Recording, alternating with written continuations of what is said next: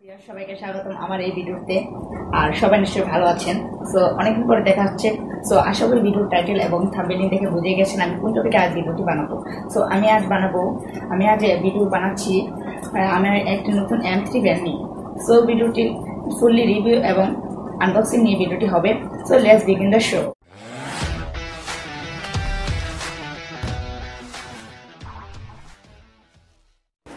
Subscribe করুন সাফের Rahman YouTube চ্যানেলকে এবং পাশে থাকা বেল আইকনে চাপ দিয়ে দিন পরবর্তী ভিডিও নোটিফিকেশন সবার আগে। ফার্স্ট অফ অল আমরা বক্সটিকে ওপেন করছি। বক্সটিকে ওপেন করার পর আমরা পাচ্ছি আমাদের ব্যান্ডটি। আর ব্যান্ডটিকে আমরা খুলে দেখি, এর মাঝে একটি বেল্ট আছে আর চার্জার, আর কিছু বইতো নাই এটার মধ্যে। আর বক্সটার মধ্যে আমি দেখছি এখন বক্সটির ভিতরে পাচ্ছি একটি ম্যানুয়াল পেপার। এটার মধ্যে আছে কিউআর কোড, এটা দিয়ে আমরা মোবাইলের মধ্যে কানেক্ট করার জন্য কাজে লাগবে মনে হচ্ছে আমার। আর কিছু নাই।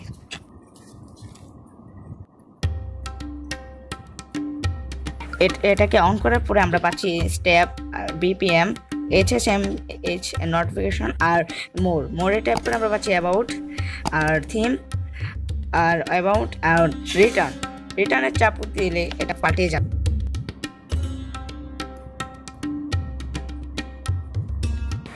এই ঘড়িটির থিম সংখ্যা 3টি। এর স্টেপে চাপ দিয়ে আমরা পাচ্ছি স্টেপ, ক্যাম, সাইকেল এবং battery.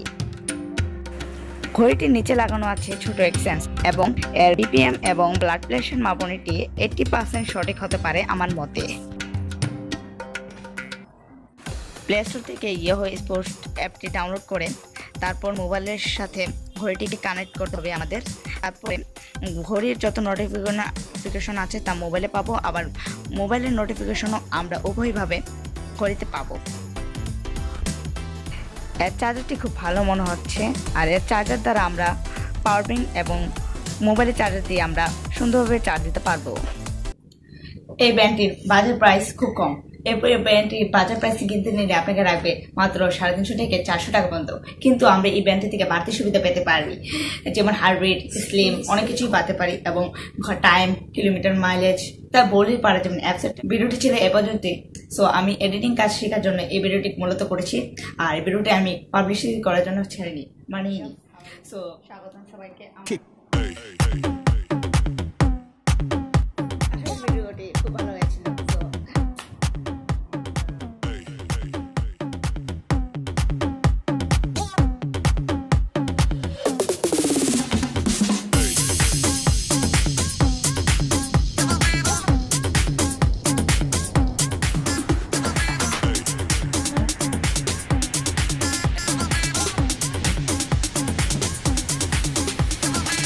Everybody shake it, baby.